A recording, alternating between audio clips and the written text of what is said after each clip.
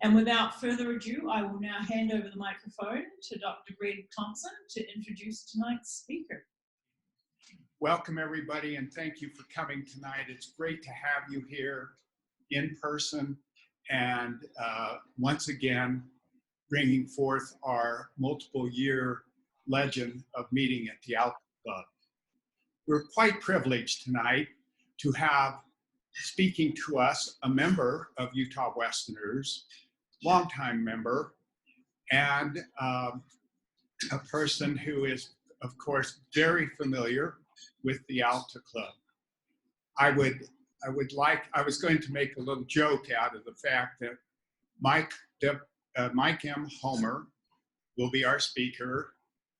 This is his club, and he hosts us every month. When we are here, we are his guests. And I would like to thank him publicly for doing that and for all that he does for Utah Westerners.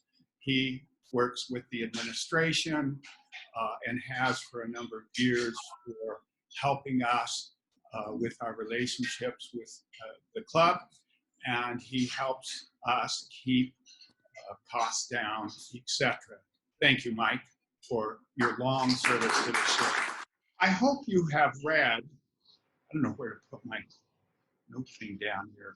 I hope you read Steve Berlin's newsletter this month.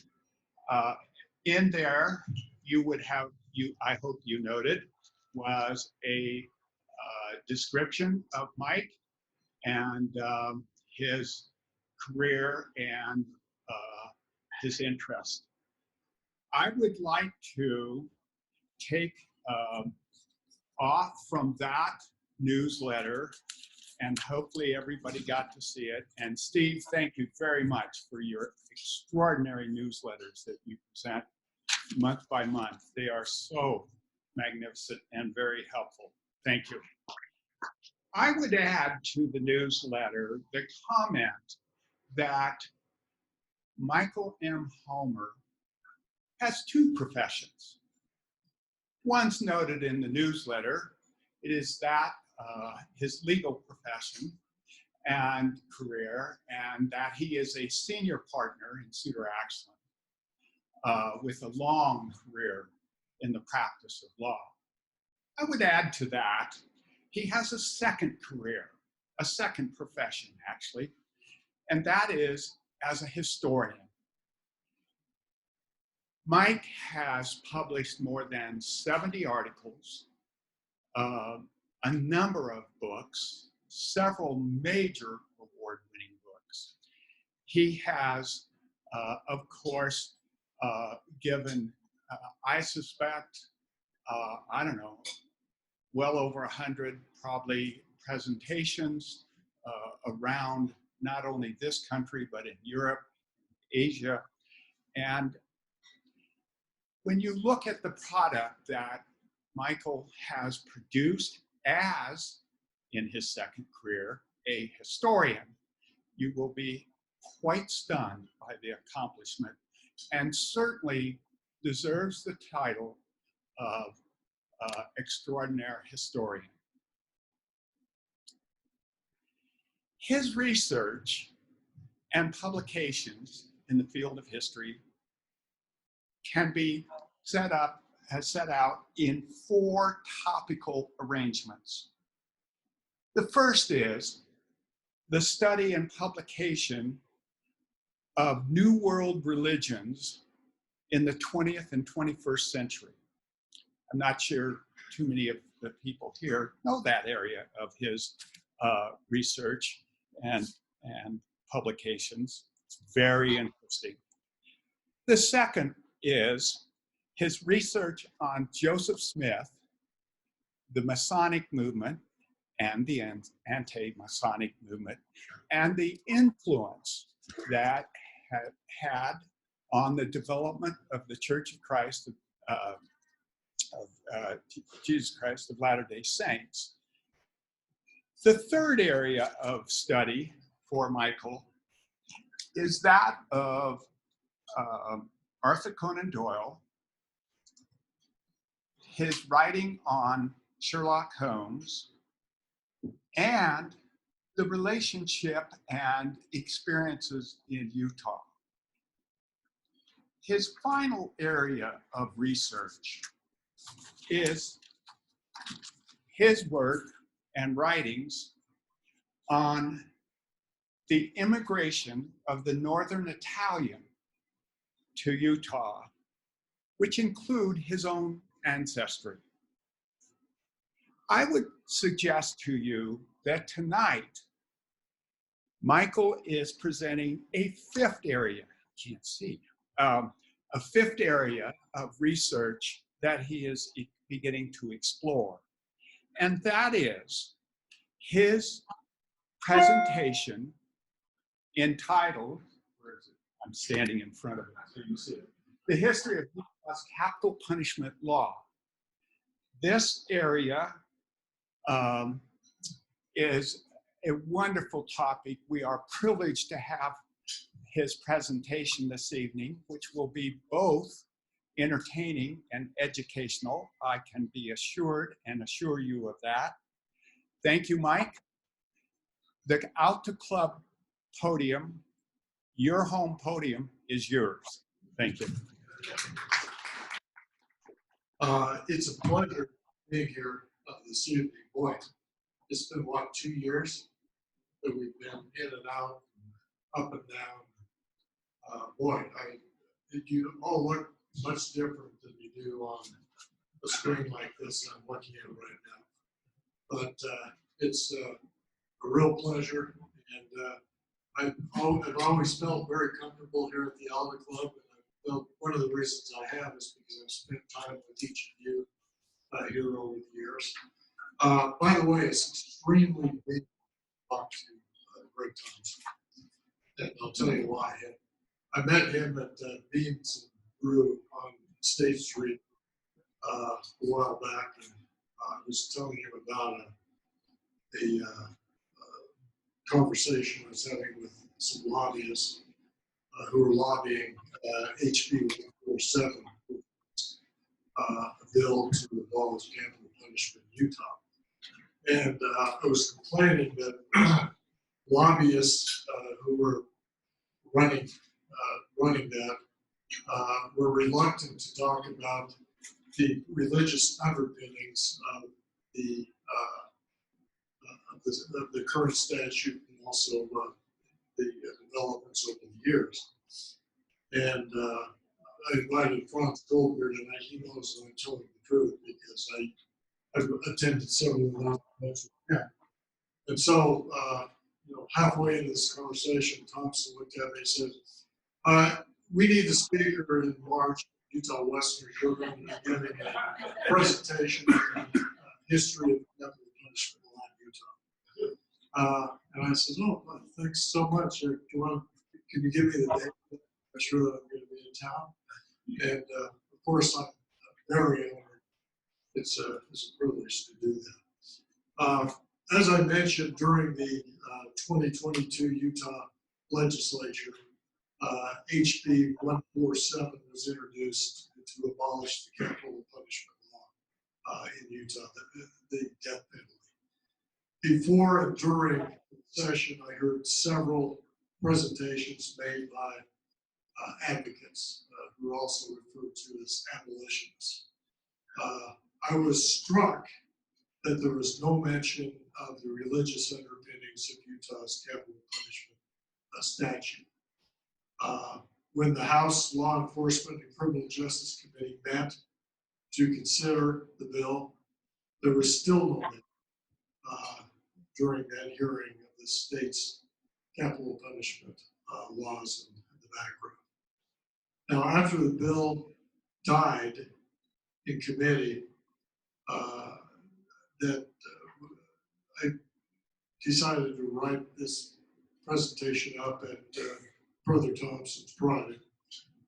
And I will include in this presentation the religious underpinnings of the statute, modifications of the statute, arguments concerning capital punishment, and I will make the plunge and make an argument that both sides of the debate, because surely this is a subject matter that's not going to go away.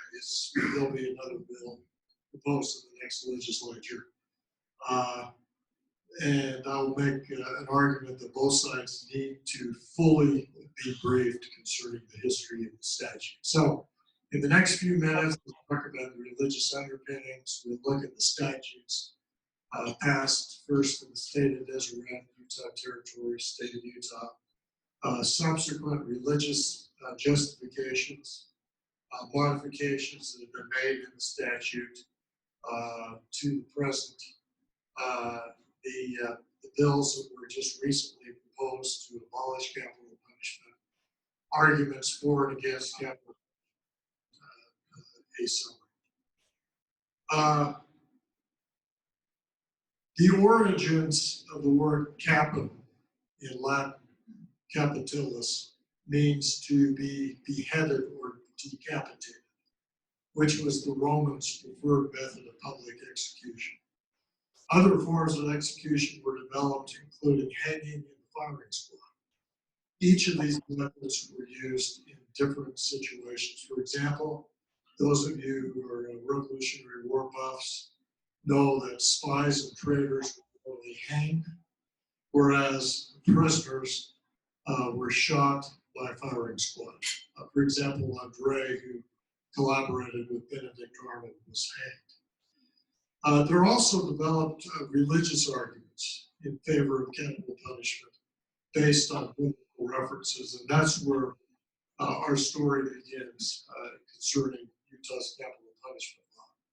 And you have to, as all things Mormon, you have to start off, of course, with Joseph Smith.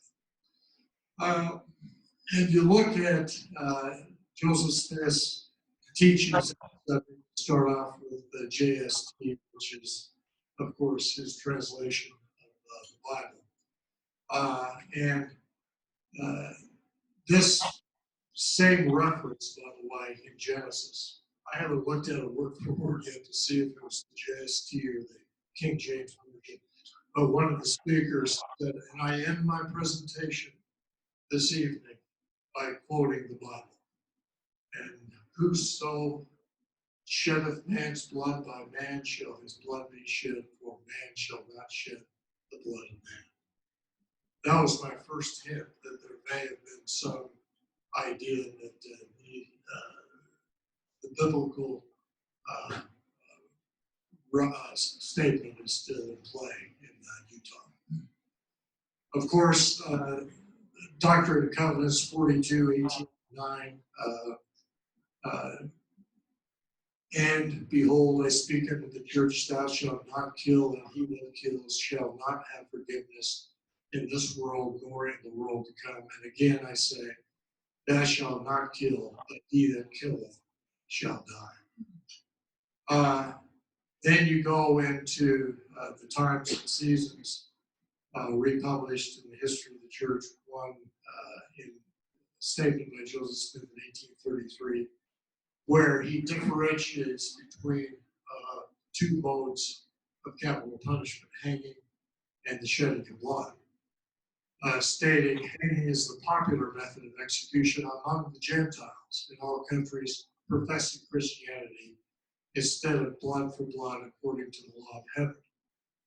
And then in Nauvoo, in March, in a debate, George A. Smith said imprisonment was better than hanging. I replied I was opposed to hanging, even if a man kills another. I will shoot him or cut off his head, spill his blood on the ground, and let the smoke thereof ascend unto God. And this next phrase is perhaps the most important. And if I ever have the privilege of making a law on that subject, I will have it so.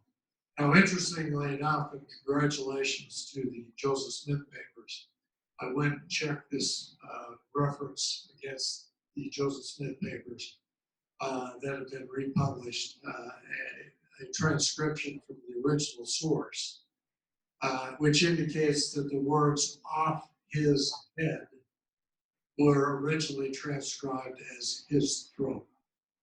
Now, that's interesting because when the Mormons came to Utah, of course, before Utah Territory was created, there was a provisional state of Deseret which adopted statutes. And there was a capital punishment statute adopted in 1851. Be it further ordained that when any person shall be found guilty of murder and sentenced to die, he, she, or they shall suffer death by being shot, hung, or beheaded. So even though the transcription of Joseph Smith's statement was not beheaded, but instead his throat, the statute provided for beheading. Now, when Utah became territory, those of you that know that you're all very familiar with the transition to territorial status, the legislature was made up of Mormon men, adopted the same language. That is, when any person shall be convicted of any crime, the punishment of which is death according to the provision of this act, and sentenced to die, said person shall suffer death by being shot, hung, or beheaded, as the court may direct, or as the convicted person may choose. This is important because this is the first provision giving the convicted murderer a choice. And you'll see why it was important to the early Mormons that a convicted murderer be given that choice. And of course, in 1896, when Utah became a state, the same language was chosen. The punishment of death must be inflicted by hanging the defendant by the neck until he's dead, or by shooting him again at his election. And as we go further into this outline, I'll show you why beheading was not part of the Utah statute at that point. So here, that's basically a review of the first statutes were passed in the state of Deseret, the Utah Territory, and the state of Utah. We've already talked about Joseph Smith's recommendations that he made in Nauvoo. Now let's look at the religious justifications that were made first in Utah Territory. And of course, in all things Mormon, all things Utah, you got to start off with Brigham Young, right? And in 1856, and this is just a small sampling. I stuck with Brigham as opposed to going to some of the other more colorful characters who made comments about capital punishment. Young said there are sins that men commit for which they cannot receive forgiveness in this world or in that which is to come, and if they had their eyes open to see their true condition, they would be perfectly willing to have their blood spilled on the ground, that the smoke thereof might ascend to heaven as an offering for their sins, and the smoking incense would atone for their sins. So again, this idea of having a choice to be executed and having blood spilled. But of course, Brigham Young was not necessarily, even though critics argued that he was arguing for church-controlled executions, the next year he made it clear that that was not his intent. I could refer you to plenty of instances where men have been righteously slain in order to atone for their sins. But then he said, the wickedness and ignorance of the nations forbid this principle's being in full force, but the time will come when the law of God will be in full force. Of course, subsequent to these statements by Brigham Young, others made it very clear that the Utah capital punishment law was intended to fulfill Joseph Smith's statement that hanging was something the Gentiles did, whereas capital punishment by shedding blood was something different. The Deseret News Weekly in 1877 published several references to this. This particular one, God pronounced the death penalty on a murderer. Let his law be honored by all the governments of earth. Let his blood be spilled upon the ground as an offering for his sin, instead of strangling him to death like a dog, which does not fulfill the law, and is a mode of punishment unworthy of any Christian community. Again, a distinction between God's ordained method of punishment versus those of the Gentiles. In 1882, George Q. Cannon stated, "We do not believe in hanging." And this was clearly the position of the church during the 19th century. We think that if a man sheds blood, his blood should be shed by execution. In Utah Territory, a criminal who has been sentenced to death can elect whether he shall be shot or hung. This fact has furnished a basis for all the talk about blood atonement. It does not follow that because we believe a man who kills another should have his blood shed, each Mormon is going to be the executioner. It is a process of law and has no reference to any church ordinance. So again, this goes back to what Joseph Smith said: if I would ever have a chance to make a law on the subject, then that would distinguish between these two modes of punishment. And of course, that's exactly what happened in Utah, first State of Deseret territory, and later when statehood was achieved. Now, as we all know, in the late 1880s and into the 90s, it was very important to the hierarchy that it be made very clear that these modes of punishment were not something that the church claimed to have the power to enforce. And so this is a manifesto of the presidency of the apostles in 1889. We regard the killing of a human being except in conformity with civil law as a capital crime, which should be punished by the shedding of the blood of the criminal after a public trial before a legally constituted court of law. Woodruff, Wilford Woodruff, who of course circulated and had the more important manifesto approved, said it is part of our faith that the only atonement a murderer can make for his sin unto death is the shedding of his own blood, and through capital punishment is practiced by the state and not the church.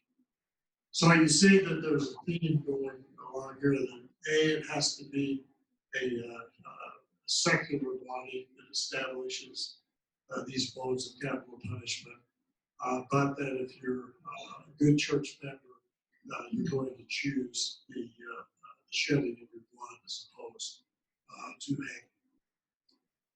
hanging. This became even more clear in the 20th century, and particularly through Joseph Fielding Smith and then his son-in-law, Bruce R. McConkie.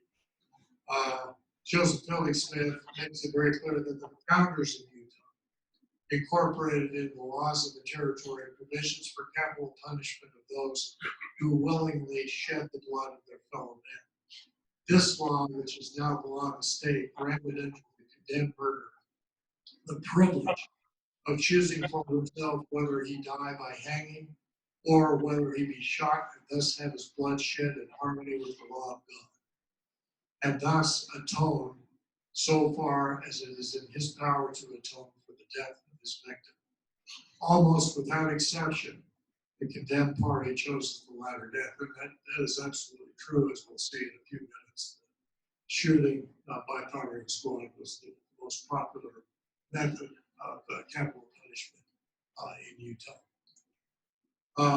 Now, it's not surprising that Bruce R. McConkie took up the mantle of his father-in-law, and in his, I think we could call it now, controversial book, Mormon Doctrine, published in 1958, said, but under certain circumstances, there are some serious sins for which the cleansing in Christ does not operate. And the law of God is that men must then have their blood shed to atone for their sins. Murder, for instance, is one of these sins. Hence, we find the Lord commanding capital punishment. So, again, this is consistent with what Joseph Fielding Smith said, but also prior leaders of the church in the 19th century that we've seen. Now, interestingly enough, he also included in that same first edition of Mormon Doctrine, as a mode of capital punishment, hanging or execution on the gallows does not comply with the law of blood atonement, for the blood is not shed. But that soon, this is in 1958, and I think the second edition was what, 68, as I recall. This is when changes began to occur within Utah. This is the Salt Lake Tribune article, January 22, 1977. And by the way, I'd like to thank Rick Truly for noting for me some of these sources that I'll be citing on the board today, and also Joe May of the church history department. It's 1977, and U.S. clerics, or Utah clerics react to execution. And of course, we all know whose execution they're reacting to. Gary Gilbert.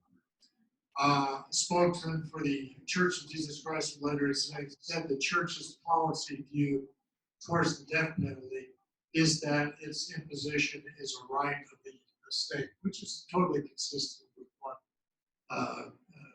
the leadership was saying even in the 19th century. And then it stated, quoting from LDS church scripture, he said, quote, if any persons among you shall kill, they shall be delivered up and dealt with according to the laws of the land. So clearly at this point, according to this church spokesman, the church still favored capital punishment. The next year, in a quite circulated letter from Bruce R. McConkie to Thomas McAfee, who was the editor of the law review at the University of Utah Law School, makes some very telling statements that show, again, some additional changes in his thinking, and presumably, well, he stated when he wrote this letter, he wrote it on behalf of the First Presidency of the Quorum of the 12. So we have to assume that's what he was doing here. He still stated we believe in capital punishment, and then he cites the same section of the Doctrine and Covenants that I put up on the board earlier that Joseph Smith received. So even in 1978, the church still favored capital punishment. But he says, we do not believe that it is necessary for men in this day to shed their own blood to receive a remission of sins. And then he states, this is said with a full awareness of what I and others have written and said on this subject in times past. You can use your imagination. He said that about at least one other doctrine that was changed that same year. And then he states, as far as I can see, there is no difference between a firing squad, an electric chair, a gas chamber, or hanging. Death is death, and I would interpret the shedding of man's blood as opposed to blood in legal executions as a figurative expression, which means the taking of life. So again, that's the change in 1978, that it was no longer, we believe in capital punishment, but we don't believe that you have to be have your blood shed in order to comply with the laws of God. Perhaps the most interesting development was a reference from the journal History, August 1987. from the Special Affairs Committee that stated the church neither promotes nor opposes capital punishment. And this is a huge modification of the position, obviously, and continues to be. And I'll argue later that this needs to be made very clear to legislators in the state that this is the official church position. Now, in 1989, the 2 years after this was stated, this is an article from the Post-Register, and I'll be honest, when I found this reference, I had no idea where the Post-Register was, so I Googled it. I hope that it's the Idaho Falls newspaper. Is that anybody know if it is or not? I assume it was. It's the only one that popped up. During a private meeting with death penalty opponents, 2 church representatives indicated that while Mormonism neither supports nor opposes capital punishment. So again, that's reflective of the policy set forth in that journal history reference. It does not promote blood atonement in which the shedding of a murderer's blood is deemed necessary for spiritual salvation. So this, as far as I know, is the first, or at least one of the first references in not everything you see in the newspaper is necessarily quoted correctly, but I presume this was, given the other evidence that we've looked at prior to this. Attorney Karen Stam, the Salt Lake public defender who attended the meeting with church spokesman Jerry Cahill and Hugh Matheson of the Faith Communication Department, said she was encouraged by their willingness to discuss the issue. However, no mention was made of an official church statement. So obviously they were unaware of this other reference in the journal history when this was stated. Another reference, during the same period, makes reference, again, is the same newspaper article. A Dan Jones and Associates poll taken last month, March 1989, showed 31% of all Utahns familiar with blood atonement believe it is to be a doctrine of the church. Church officials found it disturbing that over 30% felt the church took that position. Buckley Jepson, who is Utah coordinator of the Embassy International Set. So again, this is an indication that if you get into the rank and files, it's important to inform them on what the current church policy is, which by this time it was clearly blood atonement was not a doctrine of the church. Now, 1992, roughly 4 or 5 years after the journal history entry, in summary, capital punishment is viewed in the doctrine of the church to be an appropriate penalty for murder, but that penalty is proper only after the offender has been found guilty in a lawful public trial by constitutionally authorized civil authorities, which I think this is an accurate reflection of what the status was at that time. Stuart, good job. Yes. but before he saw me put that up, he says, Mike, that was heavily edited. But I think that this is an accurate statement. It doesn't say that the church is neutral on it, but it does say that capital punishment is viewed in the doctrine of the church to be an appropriate penalty for murder, and that's, I guess,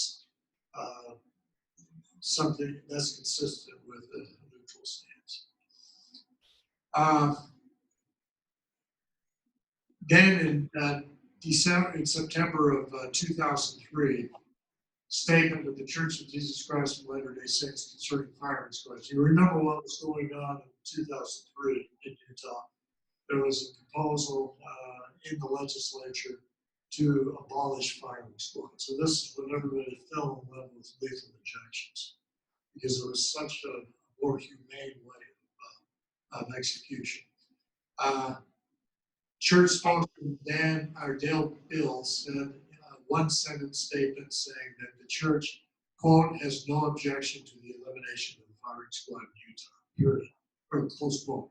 That is huge, considering that the legislature was looking at this issue at that time. And then look at what the others say in the same period. Paul Boyden, a Utah Sentencing Commission member and executive director of the statewide Association of Prosecutors, said the church's statement requested to clear up any lingering questions in whether church doctrine would require a firing squad under the early Mormon teaching of blood atonement.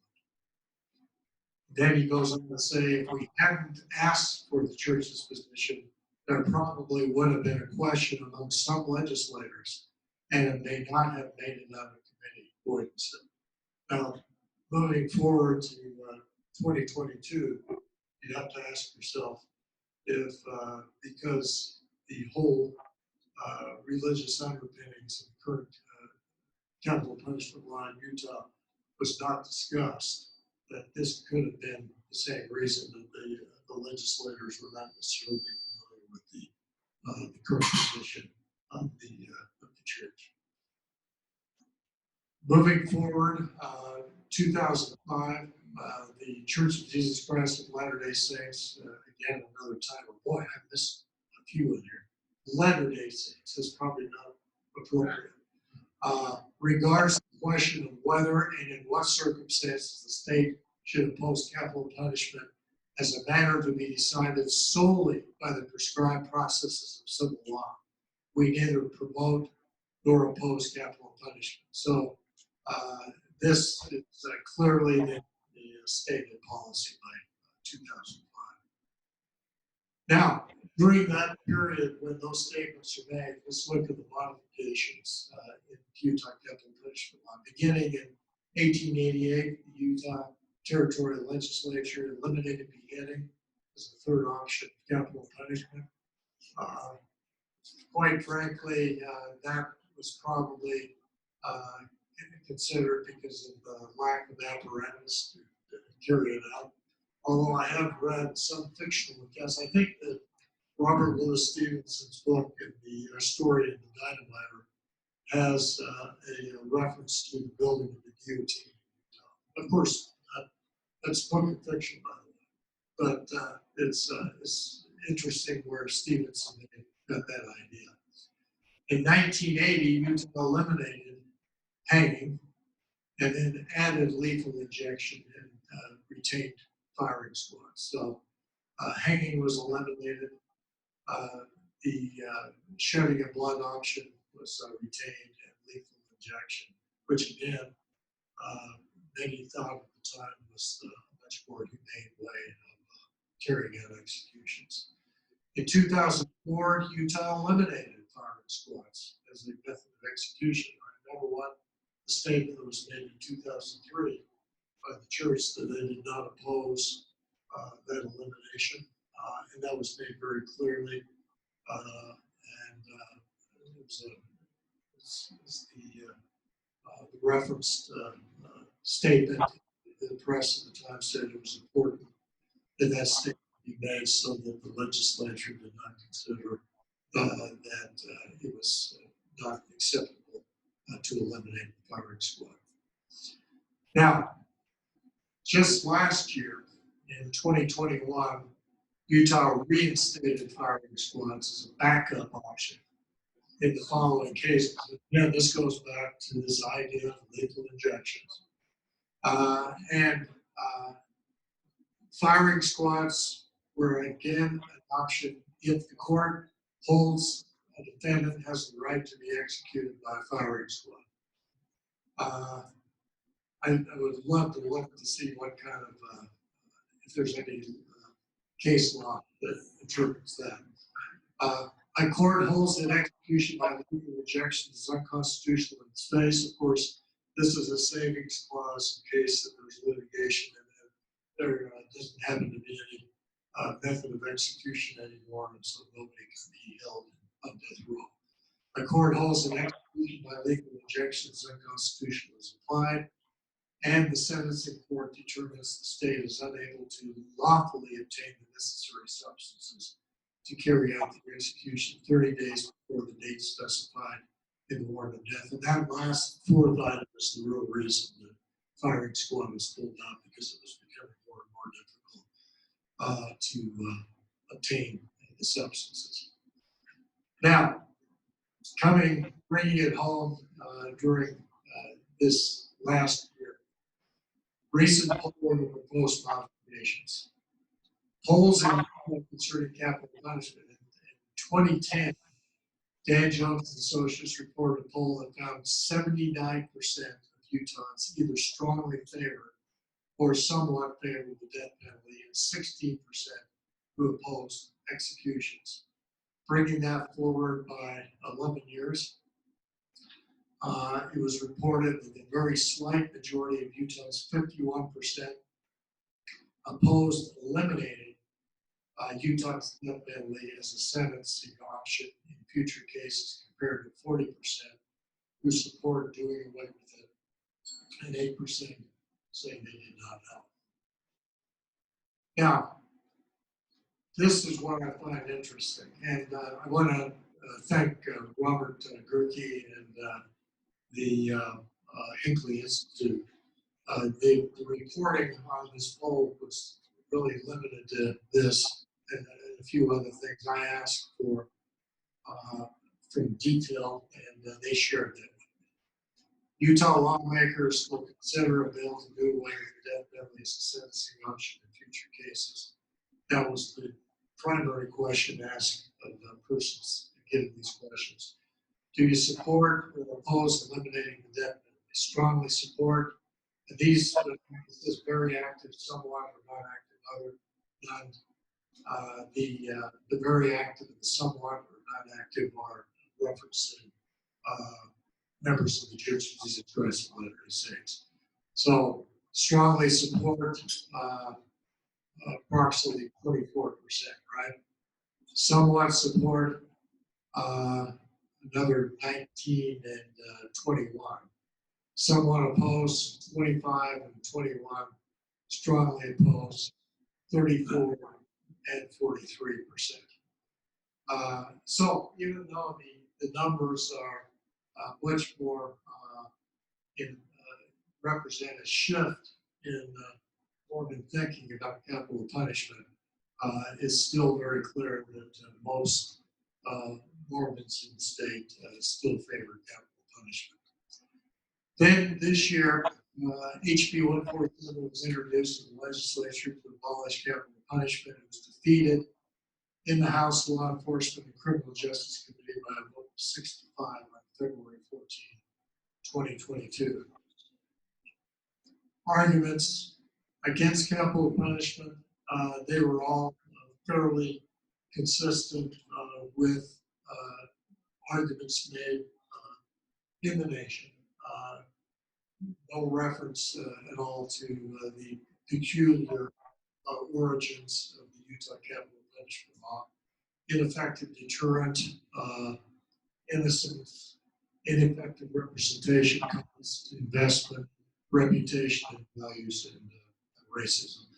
And if we had time, we'll go through each one of those, but I'll just leave that with you. Now, this is interesting that in the Dan Jones poll, the question is asked, what is the main reason you support eliminating the death penalty? Again, breaking it into Mormon and non-Mormon voters, or at least people that were polled, not necessarily voters, I guess. Morally wrong, highest percentage, disproportionate, which would relate to, of course, racism. Non-deterrence, 13 and 11. Risk to innocent victims, 20 and 21. Cost,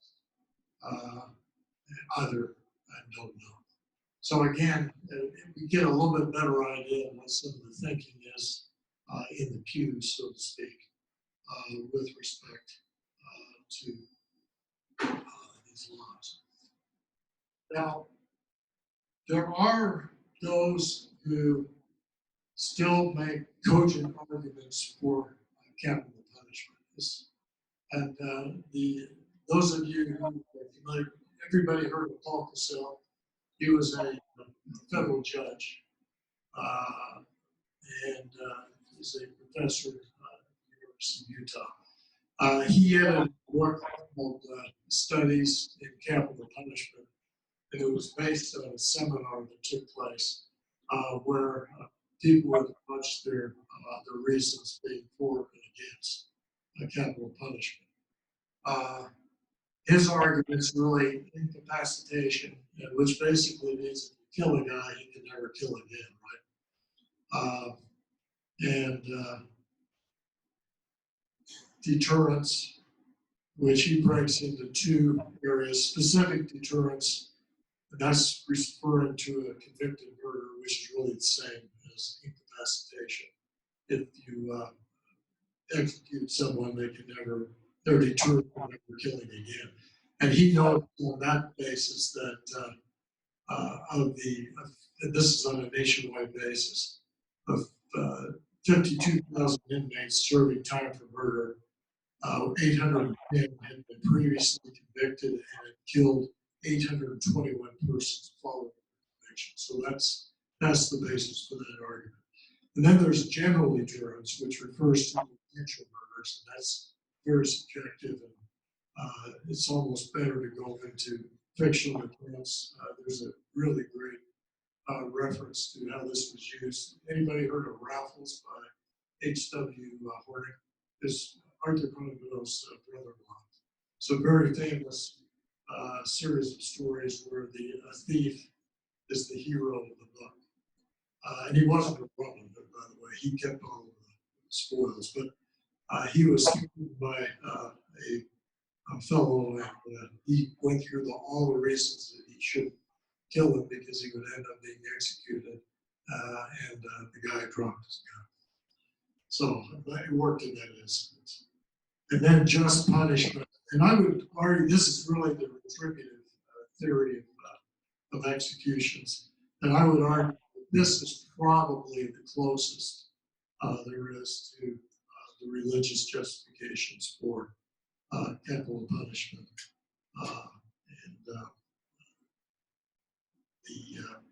Again, it's these types of arguments. I didn't hear any of these arguments being utilized in the hearings before the committee.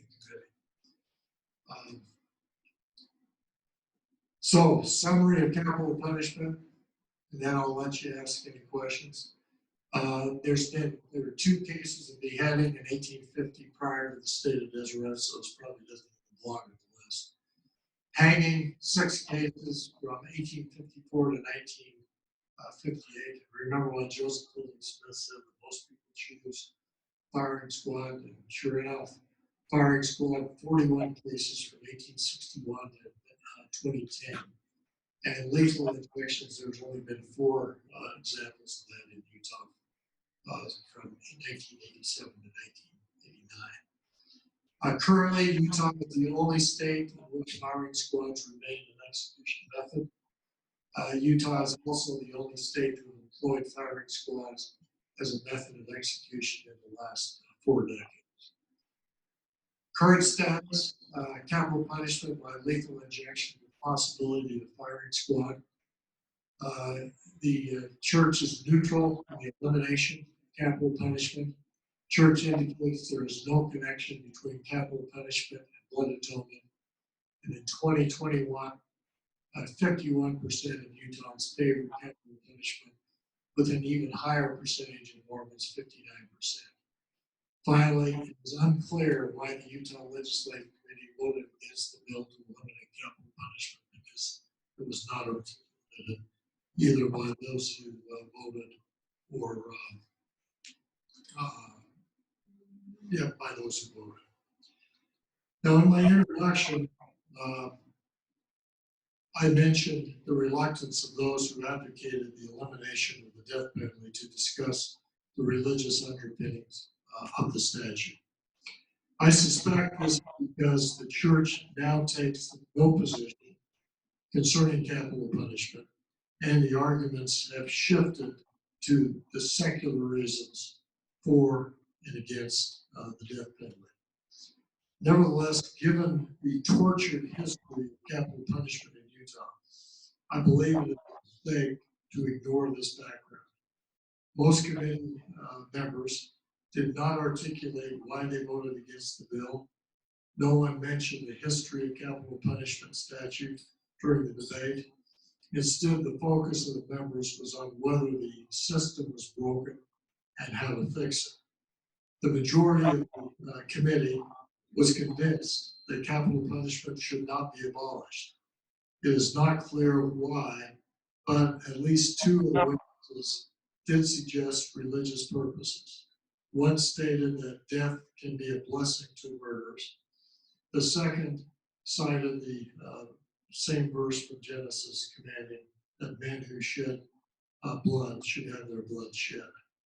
Although the church position has been modified, some of these sources of history where the prior positions were published, History of the Church, Joseph Smith Papers, Mormon Doctrine, are all still in print and presumably used as resource materials by decision makers.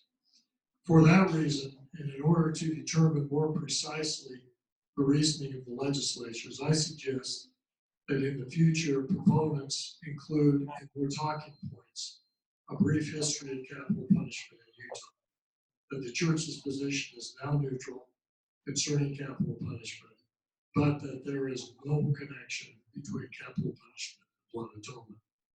It would also be helpful if proponents request the church to reaffirm that there is no connection between capital punishment and blood atonement, and do polling to determine if the Mormon preference against abolishing capital punishment is based on secular or religious arguments. Thank you, and I'll take questions.